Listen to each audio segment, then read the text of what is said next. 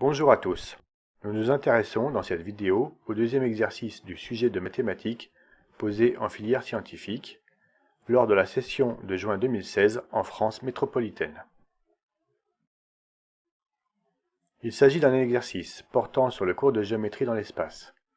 On considère un ensemble de 6 points dont les coordonnées spatiales sont données dans un repère orthonormé OIJK, chacun des vecteurs I, J et K étant unitaire. Cet exercice comporte 4 affirmations, soit vraies, soit fausses. Il faut choisir la bonne réponse pour chacune d'elles en proposant des arguments appropriés. Vous pouvez en prendre connaissance en lisant ce qui apparaît à l'écran.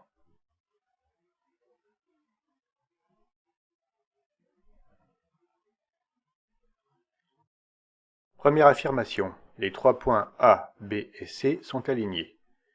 Il suffit pour savoir si c'est le cas de regarder si les vecteurs AB et AC sont collinéaires. On aurait tout aussi bien pu considérer les vecteurs BA et BC ou tout autre couple de vecteurs ayant un des points A, B ou C en commun, tandis que l'autre serait différent. En utilisant les coordonnées des points concernés, on trouve facilement les coordonnées du vecteur AB, soit 2, moins 2, moins 2, et du vecteur AC, soit moins 2, moins 2, moins 2. Et il apparaît que leurs coordonnées ne sont pas proportionnelles.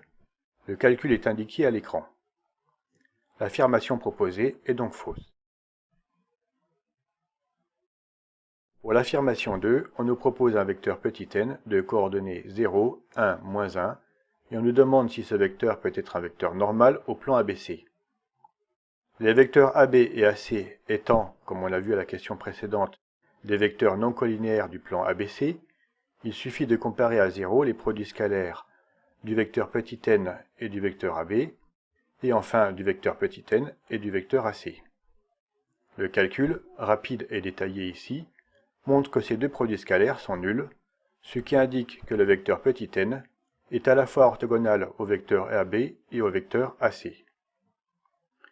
Le vecteur petit n, orthogonal à deux vecteurs non collinéaires du plan, est donc normal à ce dernier.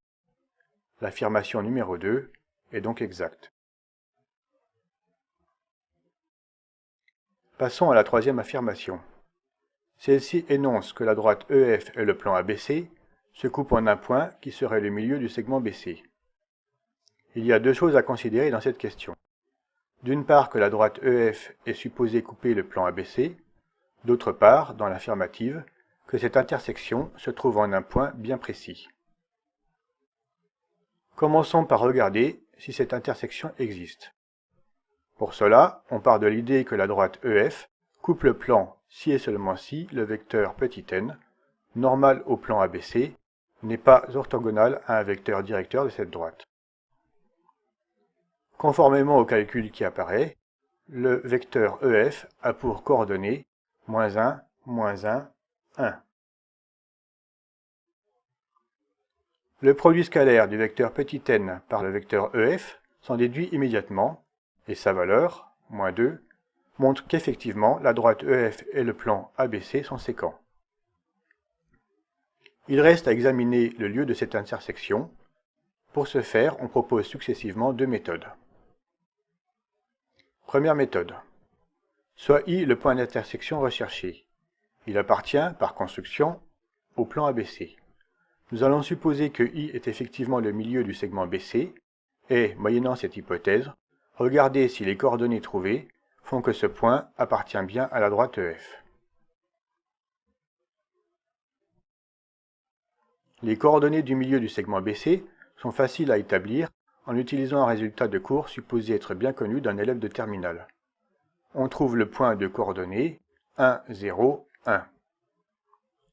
Le point I appartient également à la droite EF si et seulement si les points I, E et F sont alignés, ce qu'on va chercher à vérifier maintenant. Le calcul explicité ici montre, en rappelant que le vecteur EF a pour coordonnées moins 1, moins 1, 1, qu'on a la relation vecteur EI égale moins 2 que multiplie vecteur EF. Ce qui permet de conclure quant à l'alignement des trois points E, I et F et, par coup, de confirmer la deuxième partie de l'affirmation. Deuxième méthode. Elle consiste à établir une équation paramétrique de la droite EF, ainsi qu'une équation cartésienne du plan ABC. L'équation paramétrique de la droite s'obtient aisément une fois connu un point et un vecteur directeur de cette droite. En prenant par exemple les coordonnées du point E et pour vecteur directeur le vecteur EF, on arrive à la représentation paramétrique indiquée. Le point de départ du raisonnement est le suivant. Soit M, x, y, z, un point quelconque de la droite, puisque E et F appartiennent également à cette droite, on peut écrire l'égalité vectorielle vecteur EM égale t que multiplie vecteur EF, où t est un réel quelconque. Il suffit alors de passer aux coordonnées pour obtenir l'équation recherchée. Soit M un point quelconque du plan. Alors, de manière évidente, puisque A appartient au plan, le vecteur AM appartient au plan. L'équation du plan est obtenue en utilisant le fait que, nécessairement, le vecteur AM est orthogonal au vecteur normal petit n, défini précédemment. Le détail du calcul s'affiche maintenant. L'équation cartésienne du plan est y moins z plus 1 égale 0.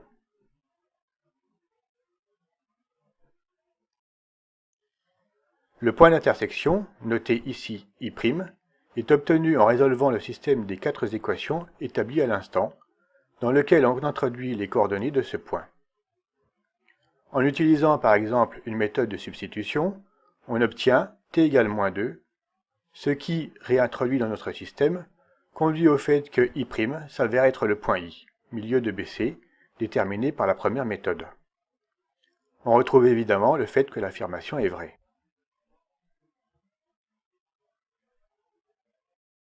Terminons maintenant par l'affirmation 4. Il s'agit ici de regarder si les droites AB et CD sont séquentes. On propose une fois encore 2 méthodes pour répondre à cette question. Première méthode. De manière évidente, le point C et la droite AB appartiennent au plan ABC. Pour que la droite CD coupe la droite AB, il est nécessaire que le point D appartienne également à ce plan. Ici, 3 possibilités sont développées pour regarder si tel est le cas.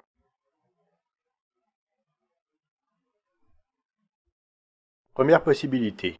Il suffit de déterminer si les coordonnées du point D vérifient l'équation du plan établie lors de la vérification de l'affirmation précédente. Le calcul, simple, nous montre que le point D n'appartient pas à ce plan. Il en résulte que l'affirmation est fausse. Deuxième possibilité. Puisque C appartient au plan ABC, une condition nécessaire et suffisante pour que le point D en fasse partie est que le vecteur CD soit orthogonal au plan. Le calcul s'affiche à l'écran et montre que ce n'est pas le cas.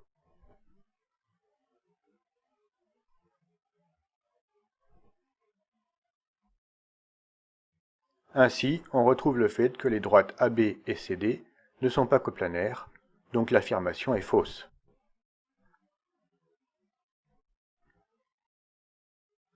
Troisième et dernière possibilité.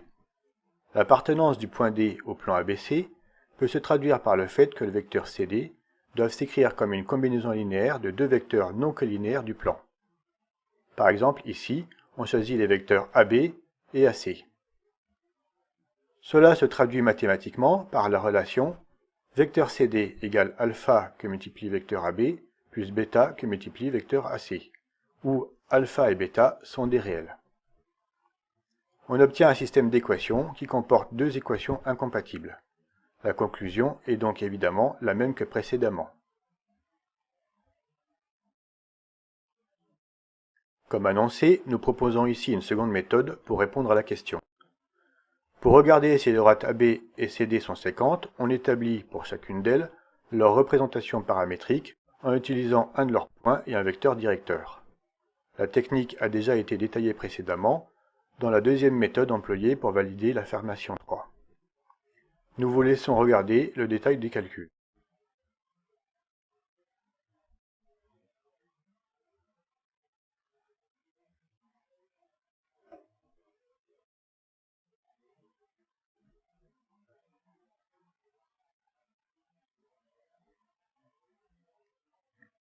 Si les deux droites sont séquentes, alors leur point d'intersection doit nécessairement vérifier simultanément les deux systèmes décrivant leur représentation paramétrique. Après calcul, nous aboutissons, une fois encore, à un système comportant deux équations incompatibles, ce qui induit que l'affirmation est fausse. Cette vidéo est maintenant terminée et nous espérons que vous l'avez appréciée. Si tel est le cas, aimez-la et soutenez-nous en vous abonnant à notre chaîne. Nous sommes ouverts à toute suggestion d'amélioration.